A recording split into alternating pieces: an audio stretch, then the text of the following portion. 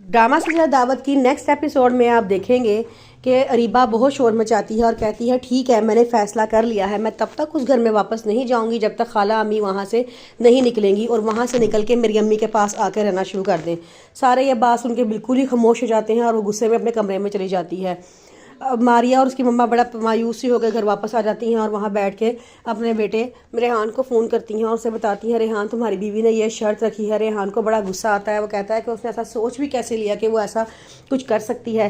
रेहान फ़ौरन अरीबा के पास जाता है और सजाए कहता है कि तुमने ऐसा सोचा कैसे कि मैं अपनी माँ को अपने घर से निकाल दूंगा, तुम क्या समझती तुम मुझे ब्लैकमेल करोगी और मैं अपनी माँ को बेघर कर दूंगा। मैंने ऐसा नहीं कर सकता, अगर तुमने नहीं आना तो तुम ना जाओ, भाड़ में जाओ।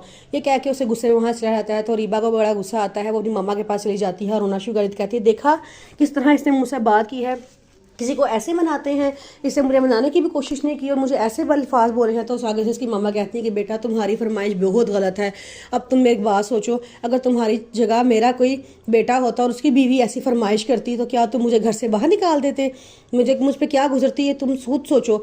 अरीबा कहती है कि मामा आप में और उनमें ज़मीन आसमान का फ़र्क है, वो तवीज़ धागे करती हैं, अपने बेटे को पट्टियाँ पढ़ाती हैं, आप ऐसा कुछ भी नहीं करती। आगे से वो कहती हैं कि तुम झूठ बोल रही हो, मेरी बहन ऐसे हो ही नहीं सकती, तुम बकवास कर रही हो, अपनी बकवास बंद करो।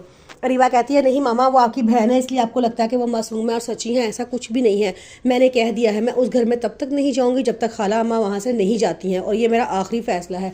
ये कह के गुस्से में वो ऊपर चली जाती है और उसकी मम्मा नीचे सर पकड़ कर बैठ जाती हैं।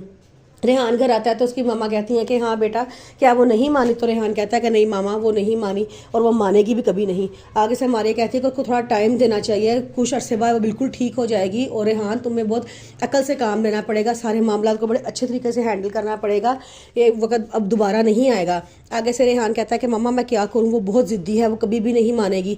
मारिया कहती है छोड़े इन सब बातों को, आप लोग रिलैक्स करें, मैं खाना लगाती हूँ, खाना खाएँ फिर उसके बाद इस बारे में बात करेंगे।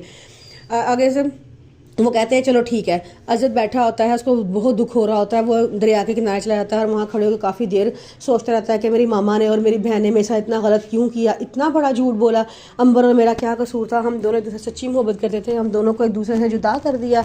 वो ये सोचता सोचता घर आता है। घर आके जब वो बेड पे बैठता है तो काफ़ी तेज़ बुखार हो जाता है। बेबी बाजी अपने कमरे में होती हैं, अपने कमरे से बाहर निकल कर आती हैं तो देखती हैं कि अजद सारी रात सिगरेट पीता रहा है और वो अब भी सिगरेट पी रहा होता है। वो अजद के पास आती हैं और कहती हैं कि अजद क्या तुम सोए नहीं सारी रात, क्योंकि तुम्हारी तबीयत ठीक नहीं लग रही।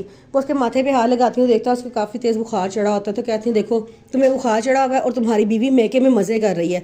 असद को बड़ा गुस्सा आता है। असद कहता है कि आपको नफ़रत दुश्मनी के अलावा क्या कुछ भी नहीं आता, हर वक्त नफ़रत दुश्मनी की बातें करती, कभी इसके अलावा भी कोई काम कर लिया करें। ये बात सुनकर बेबी बाजी कहती है तुम इतना गुस्सा क्यों हो रहा है, वो कहते हो रहे हो। वो कहता है कि जाएँ आप यहाँ से, मुझे आपकी शक्ल भी नहीं देखनी।